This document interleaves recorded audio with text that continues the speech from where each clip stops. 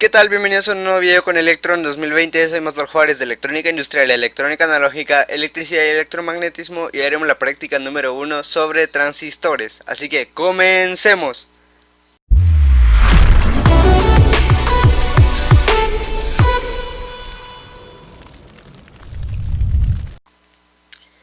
Empezaremos con los transistores. ¿Qué es un transistor? Transistores son sin duda el componente electrónico más importante, gracias a la cual la electrónica se ha desarrollado de forma tan espectacular, desde la mitad del siglo XX hasta la actualidad. La palabra transistor está compuesta por la unión de la palabra transferencia con la del resistor, de lo cual se puede deducir que el funcionamiento de un transistor se basa en la transferencia de energía por medio de variaciones de resistencias. El transistor está formado por la unión de materiales P y materiales N, según como están ordenadas las capas de material semiconductor, es que se les denomina NPN o PNP. A las regiones del transistor que se han formado por la unión de estos materiales son las que llamaremos emisor, base y colector. Estructura física de un transistor NPN y la representación esquemática de este son los siguientes, el cual podemos ver aquí estructura física simplificada y el símbolo esquemático. Este tipo NP, N, tiene el colector, la base y el emisor. Y también podemos deducir que para que estos dispositivos semiconductores funcionen de forma correcta hay que polarizarlos, es decir, aplicar un determinado voltaje a sus terminales. Para esto hay que considerar lo siguiente: al emisor se deberá de aplicar una polaridad del mismo signo que el del material semiconductor que lo constituye. A la base se deberá de aplicar una polaridad del mismo signo que el del material semiconductor que lo constituye. Al colector se le aplicará una polaridad opuesta al del material semiconductor que lo constituye. Y si no respetamos estas consideraciones, pueden llevarnos a que dañemos nuestro dispositivo de forma irreparable. También tenemos la parte de operaciones de un transistor. Dadas las características del transistor, este puede ser operar en cualquiera de las tres regiones. Sus modos son región de corte, región de saturación y región activa. ¿Cuál es la región de corte? En esta región el transistor se comporta como un interruptor abierto. En la región de saturación el transistor se comporta como un interruptor cerrado. En la región activa se llama región lineal. Bueno, se le puede llamar región lineal, el cual es la región en donde el transistor se comporta como un amplificador. Según la región en la que situemos al transistor, nos permitirá utilizarlo como interruptor para controlar cargas como motores, ventiladores o bien para amplificar señales. Ahora empezaremos con la práctica y con lo que es la serie número 1, el cual nos pide una serie de encuestas y responderemos: ¿de qué materiales están construido un transistor? Los transistores pueden ser bipolares o de efecto campo. En esta unidad estudiaremos el comportamiento del transistor bipolar de unión. Dicho transistor está constituido por una especie de emparedado de tres capas de material semiconductor en el que los elementos de los extremos, denominados emisor y colector, están unidos a la capa central, que se llama base. Aquí tenemos lo que es el emisor y el colector y la base. Cada una de las tres capas se conecta con el exterior mediante un electrodo. Por tanto, un transistor bipolar tiene tres electrodos: el emisor, el colector y la base. Cuando esta está conectada correctamente, el transistor no deja pasar la corriente entre el colector y el emisor, pero permite que pase entre las bases y el colector o entre la base y el emisor. Y también tenemos la otra pregunta: ¿de qué palabra viene el nombre transistor? Pues lo habíamos dicho al principio, que está compuesta por la unión de la palabra transferencia con la de resistor, de la cual se puede deducir que el funcionamiento de un transistor se basa en la transferencia de energía por medio de variaciones de resistencia. Otra pregunta: las regiones en las cuales pueden operar el transistor. Pues en cada transistor es importante saber dónde están situados los electrodos para poder conectarlos de forma correcta. Para que el transistor funcione bien, la unión base-emisor debe estar polarizada directamente y la unión base-colector debe estar polarizada inversamente. Básicamente hay dos tipos de transistores bipolares que se conectan con diferente manera y sus regiones son el transistor NPN y el transistor PNP, como lo habíamos dicho al principio. NPN, Como su nombre indica, están formados por la unión de dos semiconductores N en los extremos con el semiconductor P en el centro. Se conecta uniendo el polo positivo al colector y a la base. Aquí tenemos la forma física y el símbolo. El transistor PNP está formado por la unión de dos semiconductores P y un semiconductor N. Se conectan uniendo el polo negativo al colector y a la base. También tenemos las estructuras físicas y la representación esquemática en un transistor NPN y un transistor PNP. Aquí tenemos el transistor, estructuras físicas y también tenemos el esquemático, el cual tenemos el colector NPN, tenemos aquí el colector PNP, emisor colector, colector emisor, base y base. Y también tenemos el esquemático. Y vamos con la serie número 2, polarización de transistores, el cual dice que hay que hacer una serie de pasos. Bueno, son 6 pasos, desincluyendo el paso número 1, que es capturar el circuito y hacer nuestra simulación. Ese es el circuito, el cual vamos a hacer uno de NPN y uno de PNP, el cual tiene un transistor, 3 voltímetros, 3 amperímetros, 2 amperímetros, 2 resistencias de 100 ohms y 820 ohms, un potenciómetro de 2.5K kilo ohms, 12 switch, 2 baterías de celular de 1.5 volts y 6 volts. Lo único que va a cambiar en estos dos circuitos es el transistor, ya lo demás se queda igual. Dice que el paso 1 es girar el wiper del potenciómetro RV1 hasta su máxima posición y cerrar el interruptor SW1 y SW2 y medir la corriente IE e IC. Dice que medir hasta su máxima posición y cerrar los dos interruptores o switch y medir corriente. Vamos. Y dice que hay que ponerlo en su máxima. Ya está simulado. Y vamos a apagar nuestro switch. Tenemos un total de 0.32 y 0.32 miliamperios, el cual si tenemos, vamos a ver acá, tenemos 0.32, perdón, vamos a abrir acá, tenemos 0.32 y 0.32 miliamperios. Vemos ahora, dice que el paso 3, con las condiciones del paso 2, anote el voltaje VEB, VCB y VEC sin tocar lo que hemos hecho. Así que vamos a minimizar esto y vemos que es 0.066, perdón, 0.66, 1.89 y menos 1.24. Vamos a cerrar esta presentación y vemos que tenemos los datos 0.66, 1.89 y menos 1.24. Acaba los datos correctos, y vamos a lo que es el paso número 4, el cual nos pide que hay que abrir los interruptores SW1 y SW2 y girar el wiper del potenciómetro hasta su mínima posición. Y después abrirlos primero, mínima posición del potenciómetro, y después cerrarlos y medir corriente. Vamos acá otra vez. Y vemos que abrimos y abrimos mínima posición, cerramos y vemos que la corriente es de 5.70 y 2.84 y 2.84 miliamperios. Datos correctos. Vamos al paso número 5. Con la condición del paso 4, anote los 3 voltajes. Así que vamos a anotar los 3 voltajes, que son 0.93, 0.10 y 0.83. 0.93, ¿sí? 0.10 y 0.83 voltios. Correcto los valores. Vamos al paso número 6.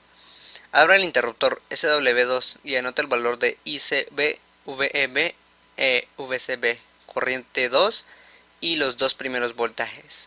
Vamos acá.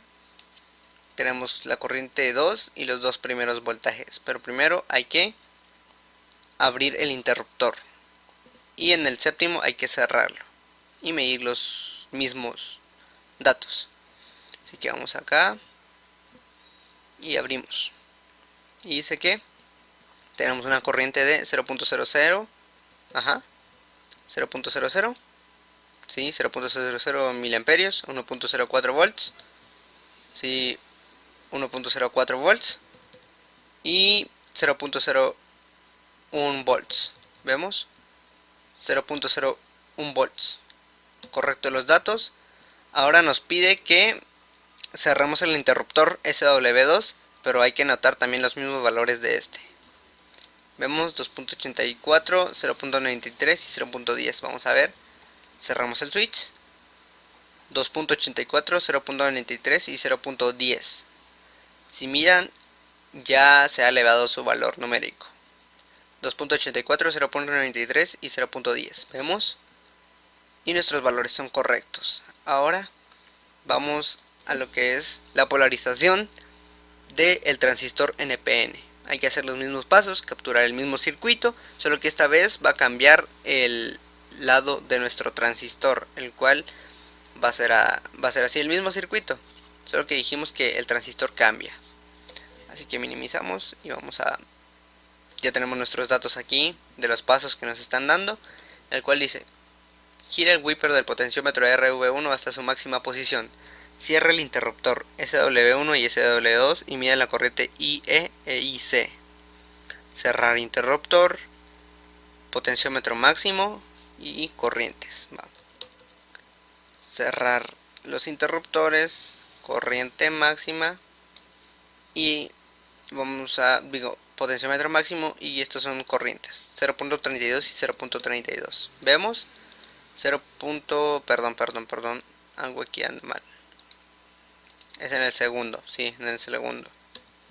Estoy en el primero. Vamos a cerrar y máximo. 0.81 y 1.03. 0.81 y 1.03 miliamperios en lo que son nuestros dos amperímetros. Y después dice en el paso 3, con las condiciones del paso 2 hay que verificar estas corrientes, bueno, voltajes de EB, CB y EC. Así que sería de menos 0.61, 0.04 y menos 0.66 volts. Vemos menos 0.61, 0.04 y menos 0.66 volts. Tenemos todo aquí correcto. Nuestros datos son correctos y vamos a lo que es el paso número 4. Abra los interruptores SW1 y SW2, gire el wiper hasta su mínima posición y ciérrelos después para poder medir corriente. Es lo mismo que en el otro paso, en el circuito número 1. Dice que hay que abrir y mínimo y después cerrar y cerrar. Y tenemos que nuestro amperio o miliamperio es de 1.04. Vamos a ver. 1.04 y nuestra otra medición es de 1.03 y 1.04 miliamperios. Datos correctos. Ahora vamos al número 5. Con las condiciones del paso 4 anote los voltajes VEB, VCB y VCE. Los voltajes, los mismos voltajes, sin tocar nada en el circuito. Vemos 1.40, 2.05 y menos 0.65. Vemos 1.40, 2.05 y menos 0.65 volts. Datos correctos, sí, 1.40, 2.05 y menos 0.65. 1.40, 2.05 y menos 0.65. Vamos al paso número 6. Abra el interruptor SW2 y anote el valor de la corriente 2 y los dos voltajes. Vamos, abrimos y vemos los dos voltajes y la corriente 2, el cual da un valor de 0.00. Vamos a ver, sí, cabal, 0.00 miliamperios y 1.50 y 1.50 volts en los dos. Sí, correcto los datos. Vamos al paso número 7. Ahora hay que cerrar el interruptor y hacer lo mismo que en el paso 6. Vamos a cerrar el interruptor y tenemos que amperio o miliamperio es de 1.04. Vemos 1.04 miliamperios, 1.40 volts, 1.40 volts, perdón, 1.40 volts y tenemos menos 0.65 volts. Menos 0.65 volts. Espérame. Ajá. 1.04 amperios, 1.40 y 2.05 volts. Vemos 1.4 miliamperios, 1.40 y 2.05 volts. Ahora esto fue la parte de la serie número 2, bueno, serie 2.1, y vamos con lo que es nuestra región de corte y región de saturación. ¿Qué es? Pues anteriormente se han definido la región en las que se puede utilizar el transistor. En esta parte de la práctica lo haremos funcionar en la región de corte y saturación. Así que dice que capture y simule el siguiente circuito y en base a eso responda. Cuando el transistor se encuentra en corte, puede ver como en circuito abierto. ¿Qué sucede con el motor y el voltaje? Inciso B. Cuando el transistor se encuentra en saturación, puede ver como en circuito cerrado. ¿Qué sucede con el motor y el voltaje? Así que lo que hay que hacer o simular nuestro circuito es esto en Proteus: un motor, un amperímetro, un voltímetro, un transistor, dos resistencias de 4.7K y 47K y un botón, el cual va conectado a un voltaje de 12 volts y puesta a tierra.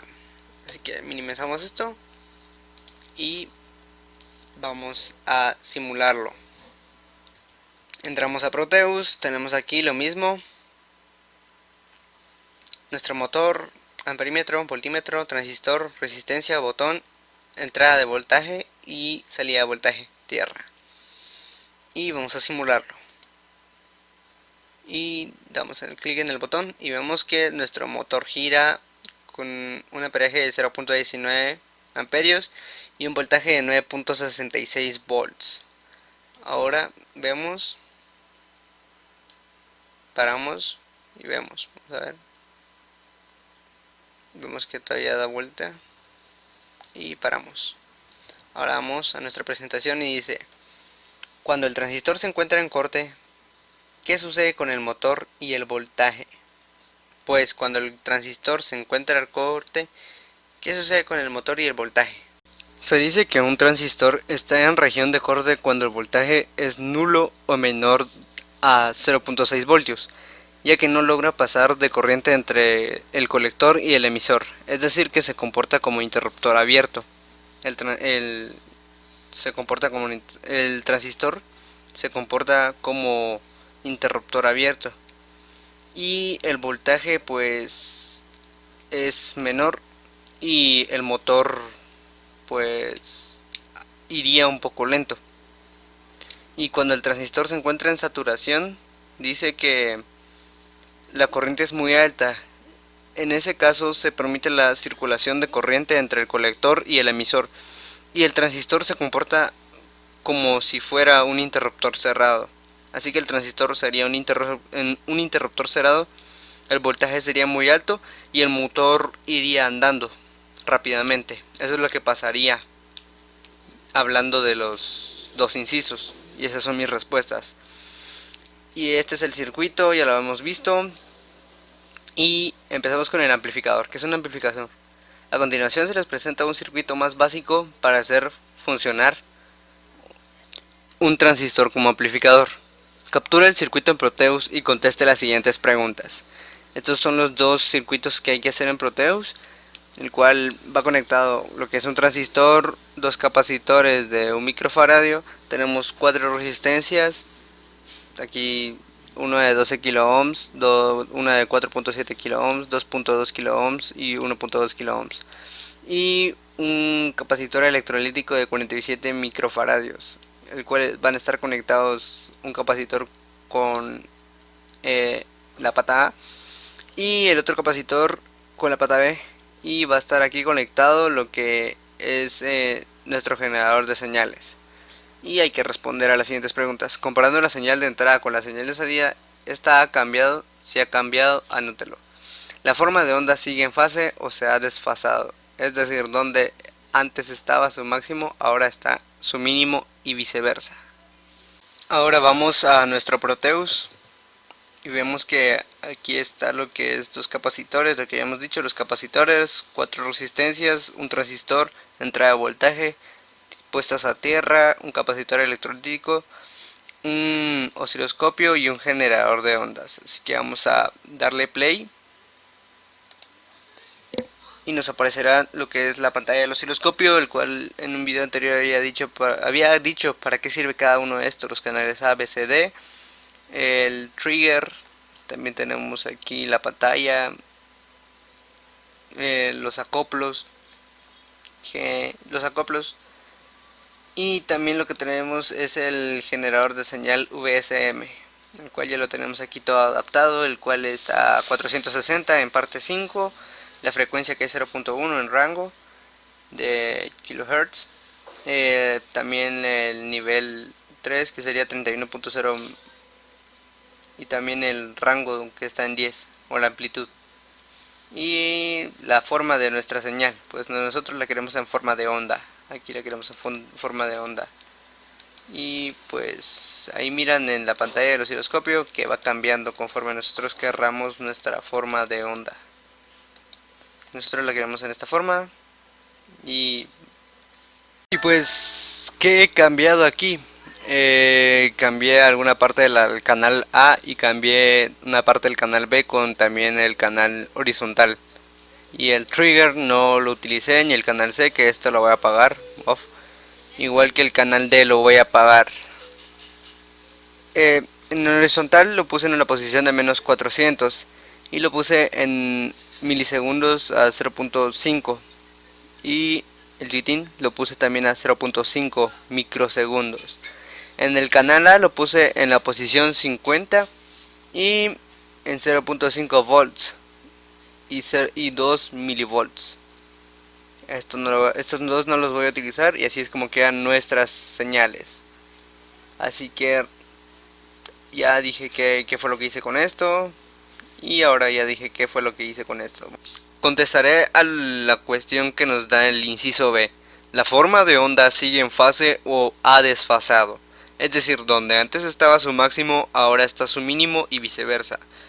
Pues mi respuesta sería que cuando es fase, se entiende por fase el estado de vibración de un punto de la onda.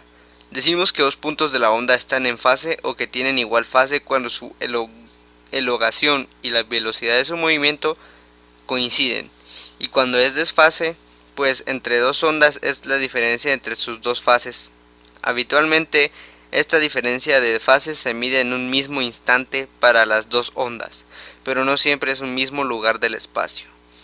Así que yo, diciendo o viendo en Proteus, pues miro que las ondas, como no tienen un mismo lugar en el espacio y habitualmente tienen diferencia entre fases, pues yo digo que sería un desfase en estas dos ondas. Gracias por ver el video, soy Osvaldo Juárez de Electrónica Industrial, Electrónica Analógica, Electricidad y Electromagnetismo, y este fue la práctica número 1 del tercer bimestre. Esto fue Electron 2020 y nos vemos hasta el próximo video.